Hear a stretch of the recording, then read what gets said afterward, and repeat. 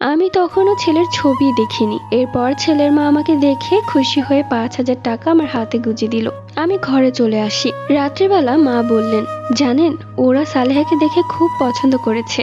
আমার মেয়েটার ভাগ্য ভালো বলতে হবে, তা না হলে এত বড় ঘর থেকে বিয়ের সম্বন্ধ আসে। আমি তখন বলি, কিন্তু যার সাথে আমার বিয়ে হচ্ছে আমি তো তাকেই দেখিনি। এই কথা শুনে মা আর বাবা হো হো করে হেসে উঠল। বাবা বলল, ছেলে অনেক সুন্দর, একদম নায়কের মতো, তোর দেখলেই পছন্দ হয়ে যাবে। আমি তখন বললাম, ঠিক আছে, তাহলে দাও আমি একটু দেখি। যার সাথে আমি সংসার করব তাকে তো একটাবার দেখা উচিত। এরপর মা ড্রয়ার থেকে সেই ছেলের ছবি বের করে আমাকে দিল। আমি তখন ঘরে এনে ছবিটা দেখতে আমার চোখ আটকে গেল। এত সুন্দর ছেলে, ক্রাশ খেয়ে ফেললাম। যেমন উচ্চতা তেমনি পারফেক্ট, আর গায়ের রং কি ফর্সা। আমার সাথে কি তাকে মানাবে?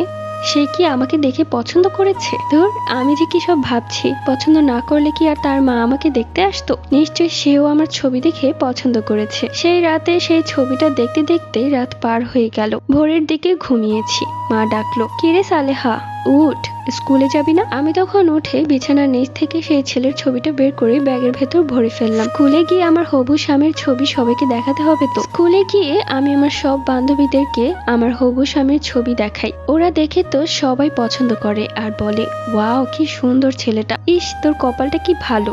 আমার যদি এরকম একটা জামাই জুটতো। তখন আমি বলতে লাগলাম, নজর দিস না। স্কুল থেকে বাড়ি ফেরার পর মায়ের মুখে শুনতে পেলাম যে ছেলের মা নাকি মাকে ফোন করেছিল। মুহূর্তের মাঝে আমার হার্টবিট বেড়ে গেল। কি বলেছে সে? কি আর বলবে, যা বলার তাই বলেছে। কি বলেছে বলো না?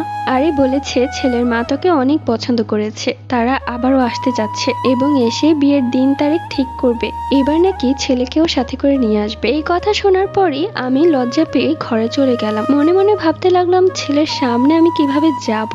এমনিতে আমার খুব লজ্জা পাচ্ছে। 2 দিন পর সকালবেলা তার মা আবার ফোন করে বলল বিকেলের দিকে তারা আসবে। আমার রীতিমতো হাত পা কাঁপছিল। ছেলের সামনে কি করে যাব? মা আমাকে খুব সুন্দর একটা লাল রঙের শাড়ি বের করে দিল আর বলল, তাড়াতাড়ি এটা পরে নে। আমিও খুব সুন্দর করে লাল শাড়ি পরে মাথায় ঘুমটা দিয়ে বসে আছি তাদের অপেক্ষায়। কিছুক্ষণের মধ্যেই তারা বাড়িতে আসলো। ছেলের মা বলতে লাগলো, রাস্তার এই পাশের খালি জায়গাটায় আমাদের ড্রাইভার গাড়িটা রেখেছে, সমস্যা হবে কোনো? মা তখন বলল, না না, কিসের সমস্যা? আমার রীতিমতো হাত পা কাঁপছিল আর বুক ধরধর করে কাঁপছিল। আমার মা দৌড়ে এসে বললেন, ছেলে তো নায়কের থেকে কোনো অংশে কম না, শোন, সাবধানে যাস।